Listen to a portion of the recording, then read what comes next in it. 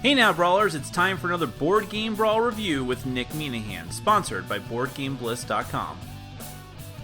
Hey now, today we're going to take a look at Minerva from Okazu brand. This is a competitive tile-laying Euro game. Players are trying to build up different districts of ancient Rome, like building stables and barracks and temples and so on, by actually placing tiles down onto their own personal grid of tiles. Now, in order to actually activate these tiles and make use of them to get, mechanically speaking, resources and bonuses and things like that, you need to build residential areas because you need to supply all these other places with workers in order to utilize them. So in other words, this is a tile placement game, but also sort of a not worker placement, but sort of activation, something like that. Let me just go ahead and show you how it plays rather than try to describe it.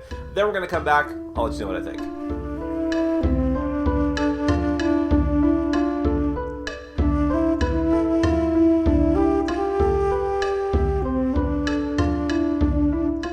Alright, let me run you through Minerva. This is a competitive Euro tile-laying game for up to 4 players. You can even play it solitaire, although I confess I did not try it that way, so I can't speak to that. But the goal of the game is to have the most victory points by the end of 6 rounds of play. So let me run you through all the different components that you see out here. Each player is going to start off with a forum tile. Even if I focused in, it'd still be really hard to see the English text on the tiles. So you'll just have to take my word for it. Tiles are formatted in such a way that most of the other tiles you'll get in the game will actually have cost for the tile over on the left-hand side. And then at the bottom will be rewards if you activate that tile. We'll get to all of that.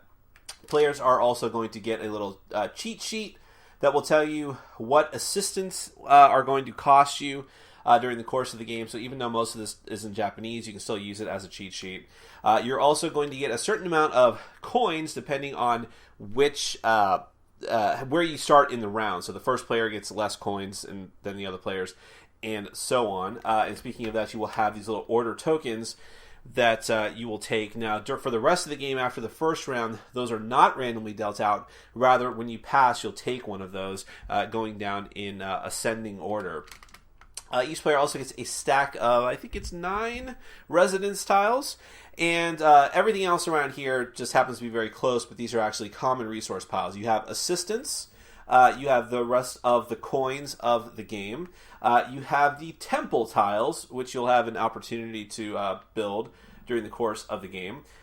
These tiles together with this stack are all of the common tiles or the general tiles, however you want to say it, that are going to be coming out during the game. Those are actually how you're also going to keep track of the rounds. There are tiles like this that say round on them that you are going to seed throughout this stack of tiles. You're going to divide the stack into 6 equal stacks and shuffle one of those round markers into each of them. At the start of every round, you're going to draw tiles out and put them down onto the playing field until you draw one of those round tiles, and then you stop. Up above that, however, there are the starting tiles. So these will begin in play, and once they're gone, they're gone. Then you only get those tiles that are going to come out from the general stack. Over here are, we'll start over here. These little stacks here are resource tiles. So you have stone. These are like battle markers, which are significantly different than the other resources. Grain and ore and wood. All of which you're going to spend to make buildings and you'll get from buildings.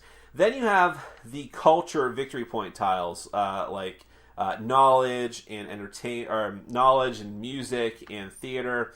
These are essentially victory point tiles. And I should mention here as well that from among these tiles and from among all the general building tiles, you're going to have to modify these based on the number of players. Some of the tiles will not be used. I'm assuming in this one a full 4-player game. But these tiles go from in ascending order. So at the top of the stack, you only need 1 culture of a certain type to get one of these tiles, and you get 2 victory points. And then it still needs 2, but then it goes to 3, and then you need 2 culture, and then it goes to 4, and so on and so forth until you get to the bottom of the stack, and it is 7 victory points. But you need 3 of that particular type of culture to grab it. I'll explain more of that, all that in more detail in a little bit.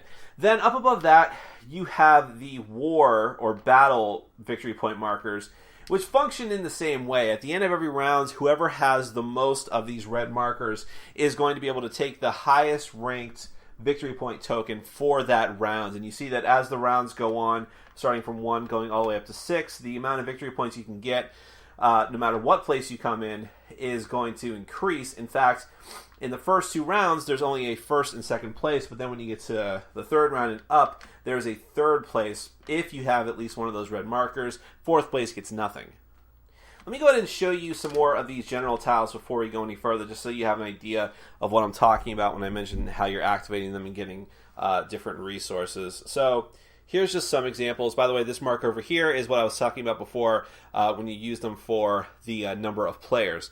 But you have tiles that just give you resources, and sometimes they're free to build. So this is free because there's no resources over here on the side. And whenever you activate this tile, you get a grain marker. This one requires that you use a stone in order to build the facility, but then when you activate it, you get 2 stone. This one requires that you use a grain and a wood to build it, but when you activate it, you'll gain one of the battle markers. These are examples of the culture markers. These give you it needs a yellow and a grain and a stone in order to build it, and then whenever you utilize it, you're going to gain one of the music culture. And the way that this works, again, there's no tokens related to the culture. Instead, there's the victory point markers. If you meet in a single turn, they don't carry over. In a single turn, if you meet the threshold of the top of the culture stack, however many icons are there, so at the beginning of the game, I only need to accrue 1 of those musical tokens, one of those musical symbols. I'll be able to take whatever is on the top of the stack that I'm eligible for, but you have to meet the threshold in 1 turn. So for instance, this tile makes it easy for the books because I can get 2 just by activating that 1 tile. This one actually lets you choose the type of culture that you want to get when you activate it. Then there are tiles that let you convert resources from one to the other. So this one lets you convert an ore into battle. This one says that when you activate it, as long as you have 1 ore in your possession, you get a coin. Then there are special ability tiles. Every time that you see one of those red hammers, that means as soon as you take the tile, its ability activates when you place it, and then after that, it doesn't do anything anymore. And these symbols at the bottom have to do with the placement of the tiles. I know I haven't gotten to that yet, but for instance, when you place this tile, it influences the 3x3 grid around it, and the top one lets you switch 2 of those tiles within that section of tiles. This one lets you activate a tile up to 3 tiles away from where you've placed this. So what the heck does that even mean?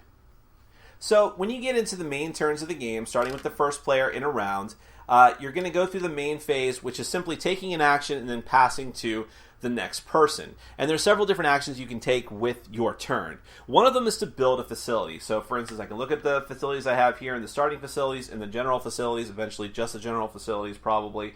And if I can afford any of them, or if any of them are free, I can discard the appropriate resources or not, and then place it down into my city. I start off with the forum, like I described before, and then you're always placing orthogonally adjacent to other tiles that you've built. There are specific rules for this. You can't leave one hanging out in limbo. You can't have them overlapping in any way, shape, or form. But just building it, unless it's one of those special ability buildings that has the red hammer on it, doesn't really do anything for you. You need to activate it on a future turn. So, once you've taken an action and you've built something like that, on a future action, you may build one of your residences. Remember that you have a stack of 9 residence tiles that are yours and yours alone, and they are a finite stack. Once they're gone during the course of the game. But when you decide to build a residence, it costs you nothing. You just put it orthogonally adjacent to any other tiles the way that you would with one of the other buildings that you build. But here's the difference. When you build a residence, you get to activate all of the tiles in a direction. So let's say, for instance, this is the beginning of the game. Obviously, I don't have very many tiles. I decide I really want 2 wood and then a resource of my choice, which is what the question mark means, right then and there. I build a residence here, I go in this direction, I get to activate every tile in that direction. Now this is always going to apply, this is always going to be the same thing, no matter how many buildings there happens to be in a row or potentially a column. Like if I decided to build this way and put the residence here, it would have been the same thing.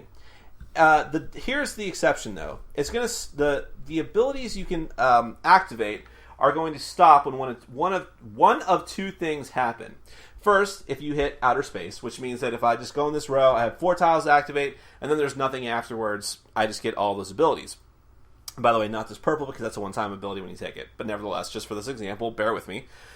The other thing that will happen, though, is that if there is a residence on the other end, it stops there. So I can continue to build tiles on the other side of a residence. But in this particular case, if let's say that this was my situation now, right? But then I place a residence here, I could activate each building in this direction, but it stops when it hits this other residence. So I would not activate anything on the other side here. And I can't stress enough that once you place a residence, that's it. You get the effect then, and that is that. There's only one exception to that, and those are the assistant chips. I haven't explained it yet, but you will be able to gain these assistant chips, and then one of your actions on your turn, meaning the action that you will do instead of building or instead of placing a residence, is placing a assistant chip that you already have in your possession onto one of your already built residences, and that will effectively let you activate that residence again, meaning I'll be able to choose a direction and activate every building in that direction until I hit outer space or another residence. But that's it. I can only place one assistant per resident for the rest of the game. And remember, once your residences are gone and once you have no more assistants, that's it. Oh, and I suppose it goes without saying, but let's say that you could double up. I mean, like, let's say this was the formation of buildings that I made. I place a residence here, I activate these. I can place a residence here and get to activate this one again. And I can even place another residence here and activate it again. And I can place a residence here and activate it again. You could do all of those sorts of things and keep using the same buildings over and over again, as long as you have the residences and or assistants to do so. The last type of action you can do for one of your turns is to pass. If you pass, you take the lowest numbered order marker that is still on the stack. And I should also mention that at the end of the game in the last round, these are going to be worth victory points for the final scoring. So if I take the first player marker during the final round, it doesn't mean much because there's not going to be another round. Although, well, turn order still matters before the end of the round. But I'll also be able to get 3 victory points, whereas whoever stays in the longest, the fourth player actually gets none. So turn order can be critically important for several different reasons. But also, if you pass, every round, the other players can continue to take their actions and take turns. For every turn that goes on without you, after you pass, you can't go back in, but you'll get a free coin from the bank. On top of that, every other player that wishes to stay in after at least one player has passed must pay a coin to the bank to keep playing. They have to pay to play until they finally decide to pass themselves. And then they'll also get free coins if there are other players who still haven't passed. Once everyone has passed and you get ready to move on, there's a couple different phases you have to do before you finish up the round. First off, you have the chance to buy assistants, and that's where this little handy-dandy chart comes in. The first assistant that you buy, regardless of whether it's in your stock or this is all regardless of whether it's in your stock or out on the board already, is going to cost you either one of your red glory chips. They're called glory chips. I was getting it wrong before. Or it costs you 3 coins. That is 5 coins. I'm sorry, it was kind of hard to read from there. But your second chip also is going to cost you either 5 or 1. But then when you get up to higher amounts, it's going to get worse and worse, and it's costing you either more glory or more money, depending on which method you choose to use. Now, once everyone has had a chance, and this also goes in turn order, but actually it will be determined in reverse turn order. So whoever has the number 4 marker has to determine whether or not they're going to spend money or chips or not for their assistants. Then it goes to the third player, and so on and so forth, depending on the number of players. Now, this is critically important, and it's important that you do the assistant buying phase first, because the next phase is determining who gets these glory tiles for victory points. And these are dependent on whoever has the most of those red chips. So, if you've been spending your red chips to buy assistants, you may not have a chance at getting glory tiles. But that's where turn order is critically important, because maybe you are okay with spending some glory chips because you don't think the other players are going to spend them, and so on and so forth. There's some nuance to that. Finally, you do end of round cleanup. If it's not the final round, then you're going to replenish the general tiles by drawing tiles from the stack until you hit another round marker. All players also return their red markers. They do not carry over from round to round. You have to build them up again. And essentially you just keep going around like that. You return You get the idea. You return the order markers back, and so on and so forth. Now, the only thing I haven't talked about yet are the temples. And the temples are just like normal buildings that you can build, except that they are only for end-of-game scoring. They all say end on it for that reason. They have no other purpose other than that, and they all have victory point conditions. Some of them will just give you straight-up victory points, but a lot of them are dependent upon where you build it and what buildings are around it. So, for instance, if I built this into my city, every purple building that is in that 3x3 grid next to this tile is going to give me 3 points. These ones are really crazy because it's like every building of a different color in a cardinal direction gives you 2 points, stuff like that. This one is for the residences. That's the same type of symbol. However many residences you have in a 3x3 area, you're going to get 2 points, and so on and so forth. They're a lot more expensive, and they're only for end-of-game scoring. But that is essentially Minerva. You are putting out tiles, trying to activate different rows and columns of buildings to get more and more resources, to buy better buildings, to buy temples, to vie for the culture victory point tiles and the glory victory point tiles, so on and so forth, trying to get the most victory points by the end of 6 rounds. Let's get to my final thoughts. Well, mechanically speaking, I'm going to say that Minerva falls pretty solidly on the side of abstract. Yes, you're building a city, but it never really feels that way. It really just feels like you're putting colored tiles down. Maybe part of that is because of the graphic design and the fact that this is a Japanese copy of the game, and while there is very small, English printing on the tiles, it's hard to remember, what you're actually putting down on the table. Really not helped by the artwork. This is a pretty ugly game. I mean, really, in the component quality, the tiles are really thin and, very jagged on the edges, and the tokens are really small and hard to decipher. So the game as a whole, component-wise, is a bit of a failure. A lot of these Japanese games, or any Asian game, really are sort of produced on the cheap, just to get it out there to an audience and see if it's can go to a better production for a bigger audience. But really, this is on the lower end of production values that I've seen. And again, that really hurts the theme in this case. I just wish the whole presentation was better, and then it wouldn't feel like quite as much of an abstract. But okay, abstract or not, if the game mechanics are sound, then it would be a good game. And I do think that a lot of the mechanisms here in Minerva work and are interesting.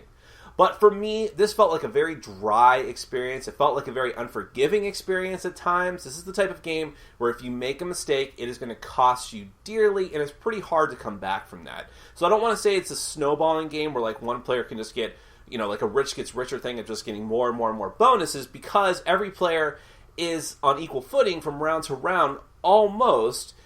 But at a certain point, if you screw up too much, other players are just going to get ahead of you, and that's that. And it's not really something that I personally care for in my Euro games. But we're getting a little bit ahead of ourselves. Let me talk about the mechanisms a bit and what I think works well and what I think doesn't. I do like the entire aspect of building a chain of buildings, so to speak, straight lines really, and then activating them with these residences. I think that's a really interesting concept because it's a lot of forward thinking. As with most Euro games, it's not tactical turn-by-turn thinking. It's planning ahead, figuring out how to build the best row for yourself in order to get the best activation, because you only have so many activations. You can only put a residence at either end of that line, and sometimes you've got special abilities and tiles that will let you, maneuver your residences around, but those are pretty rare. For the most part, if you lock in a row, you're locked in, and if you want to make use of another tile in that row, you're going to have to build other columns and rows building off of it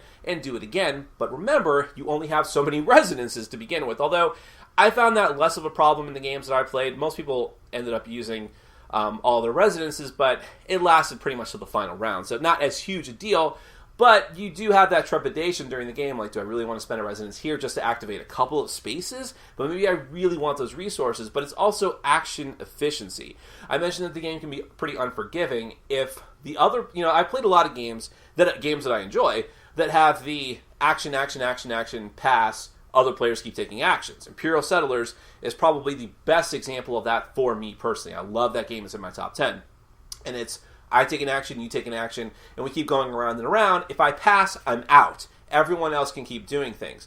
Minerva has that same thing, but if someone drops out, all the other players have to keep paying in order to stay in. You have to pay to play, is what we kept saying as we were playing this game. That's interesting, but it's also very, again, unforgiving in this game. I have to keep using that word. Because now it's like, well, I have all these grand plans, and you might have only passed and dropped out because you had nothing else to do, and you were just having a poor round. Now, we're all being punished for that, which could be seen as a catch-up mechanism, but it's a very awkward one. It could also be that you just had an awesome round, and you were much more efficient, but now we're all being punished for not being that efficient, which is a rich gets richer type thing. So that's how I felt with that mechanism. And then when it comes down to the actual, all the different actions that you have out there amongst your tiles and what those can do for you, I found that interesting too. I like the idea of getting enough culture in order to pop those culture tiles and take them as victory points, and being able to get better and better at that as time goes on will get you the higher rewards as well. You could rush and get the early ones that only require like one of each different type of culture. I forget their specific names right off the bat, but that's not going to get you very many points. You want to eventually build up to get the higher ones, but that can be a struggle. Again, this goes back to trying to be as efficient with your actions as possible, and other players are clamoring for them too, and there's only so many of those tiles, and the randomness of when they come out can really hurt you if you're not able to get them right away. In that regard, just to digress for a moment, turn order is so important in this game. Having your first shot at the tiles that are out on the table when the start of a new round is huge, like cripplingly huge if you come out on the wrong end of that. So that's a concern I had as well.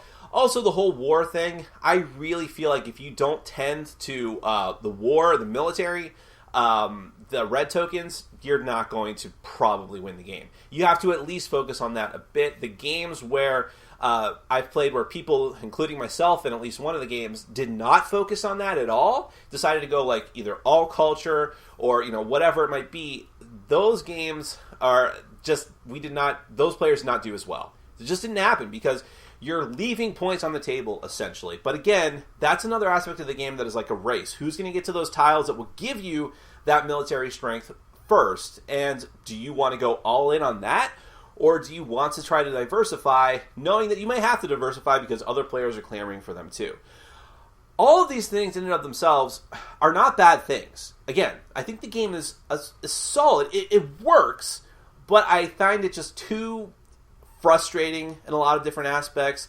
It's like you're dancing on a razor's edge to get anything done here, and while some games I enjoy that kind of stress, I feel like some Stefan Feld games are like that, and I am a fan of his.